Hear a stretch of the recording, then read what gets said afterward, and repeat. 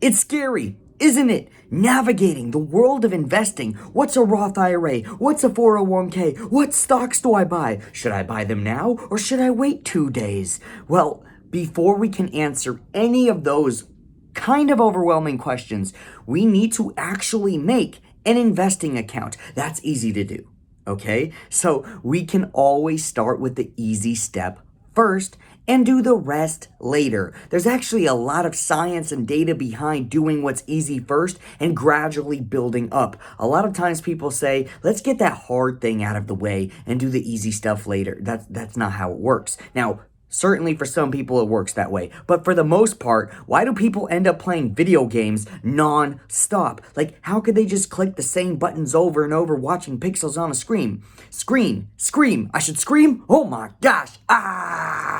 Welcome to Funancialism, where we talk all about investing and expanding our wealth growth mindset. So in this video, I'm going to tell you how to create an investing account. Which investing account should you make? What account is better? What account is worse? Does it even matter? And ultimately, the difference between accounts does not matter as much as you would like to think. So it's kind of like going to one Honda dealership to another Honda dealership. They all sell Hondas. Now maybe you'll meet someone nicer and customer support might be a little bit better in one, but ultimately the prices are going to be the same, and maybe there's going to be one little feature here, or they have a certain car that you're looking for. Same thing with investing platforms. So I'm going to start off with probably the one that you've heard of, which is Robinhood. And I know a lot of people cringe. You might see savvy investors, people who've been doing it for a long time, saying, ew,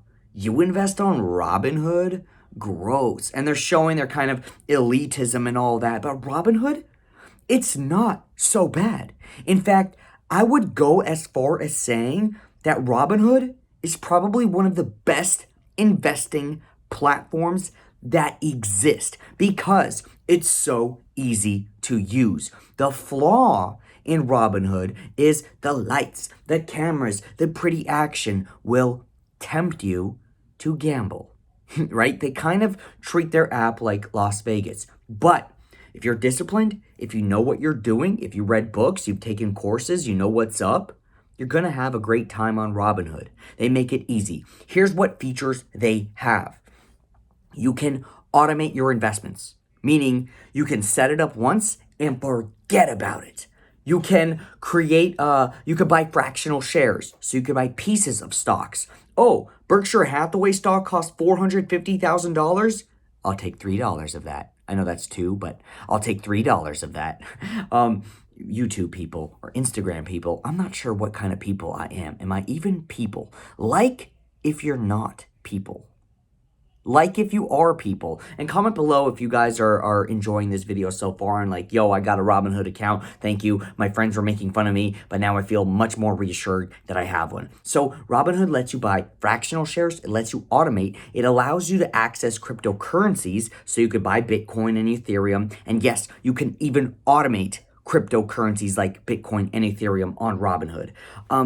Robinhood is kind of like the thing that's missing on Robinhood is a retirement account. So there's no access to like a Roth IRA where you can invest tax-free and not really worry about taxes and go for the long term. See, their whole model is not really about the long term, but I believe in the future that will change. So if you're trying to make an investing account real quick, then start with Robinhood. Now, next up is what I consider a platform that encourages long-term investing behavior, and that is M1 Finance. I think M1 Finance has all the features that you want to have in an investing platform if you're not trying to trade stocks and flip them and things like that, which the data says is not a good idea anyways. Most people who try to make a quick buck end up losing a quick buck, but people who invest for the long term end up doing very, very surprisingly, unbelievably well. Now, most of the people who built their wealth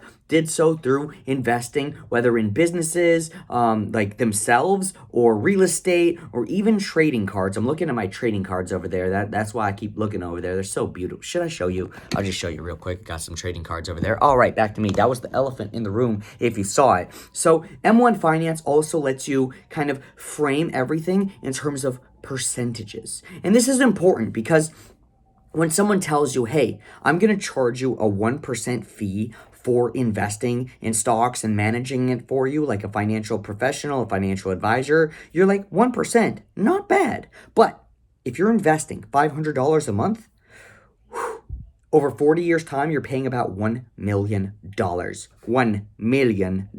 That's a lot of money. So I want you to start thinking in terms of percentages when it comes to stocks. M1 Finance helps you do that. How? So say you got $100 and you want to invest it. On Robinhood, you would say, I'll put $10 over here, $20 into Tesla, whatever, yada, yada.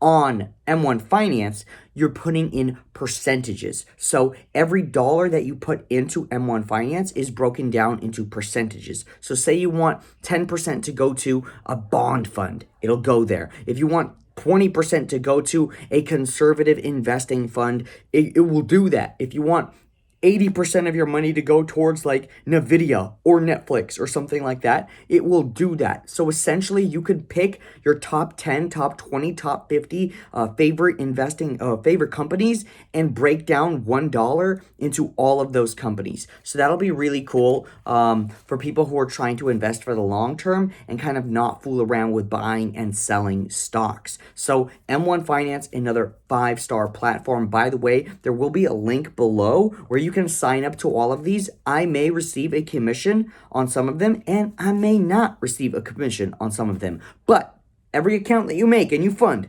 you will get paid to do so. So that's really awesome. Make sure you take advantage. Now, I am going to talk about the big three: Vanguard, Charles Schwab, and Fidelity. You may be more familiar with these. They're old school companies. However, I'm not a fan. I'm not the biggest fan of a lot of them. Now, Charles Schwab is my favorite one out of the big three. I think that it's easy to use, but so is Fidelity and Vanguard, but they're kind of elitist. So Fidelity is elitist in the sense where it does not let you buy stocks outside of open stock market hours. So you actually have to log on when the stock market is open, which if you're on the West Coast is between 6:30 a.m. and 1 p.m. So like if you're working and you got a 9 to 5 and you're trying to place a trade, it's kind of difficult, right? Unless you walk out to the bathroom or something like that, or you're on your lunch break. But like investing should be accessible to people who don't have lunch breaks. You should have a lunch break though.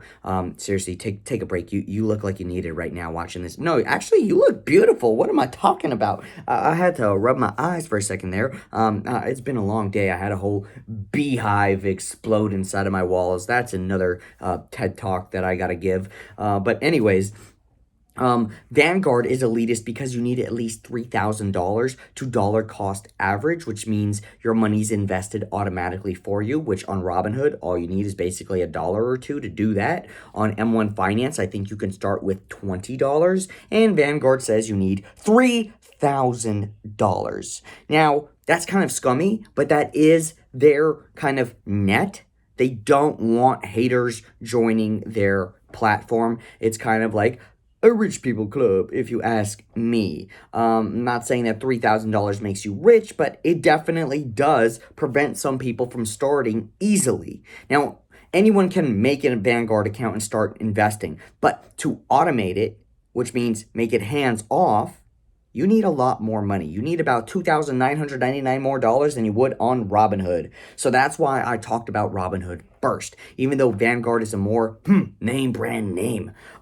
Another great investing platform, which has a Roth IRA if you choose to make it, is called Webull. What they have on top of all of these other platforms is paper trading. This is virtual money. It's not real. It's not yours. And I'm not talking about Bitcoin.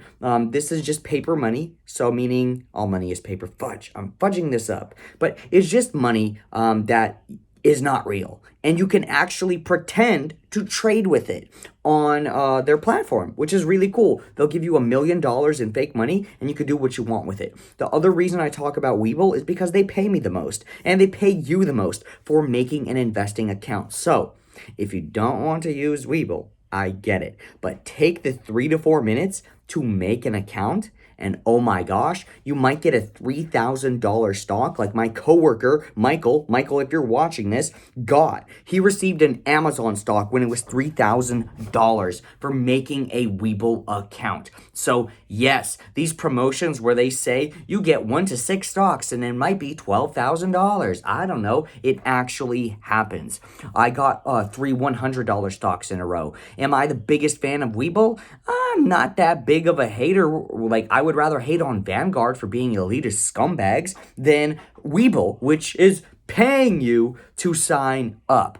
To me, that's really cool. Right now, I think their promo is you get like 6 stocks if you deposit a penny. So that's pretty welcoming. If you enjoyed this video, drop a like, send this to a friend who you think will benefit from starting investing, and shout out to you one more time. Pats on the back. You're an amazing, beautiful person, and I wish that you have a great life. See, most people say day, week, month. Nah, we wishing for the whole life. And if you believe in reincarnation, may your whole existence continue to provide you with wisdom and power and kindness. Shine bright, but also appreciate the darkness, because in darkness we find peace.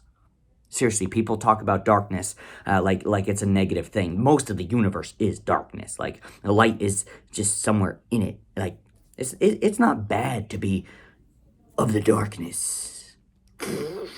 Fire. If you made it this far in the YouTube video, I really trust you with my little antics here.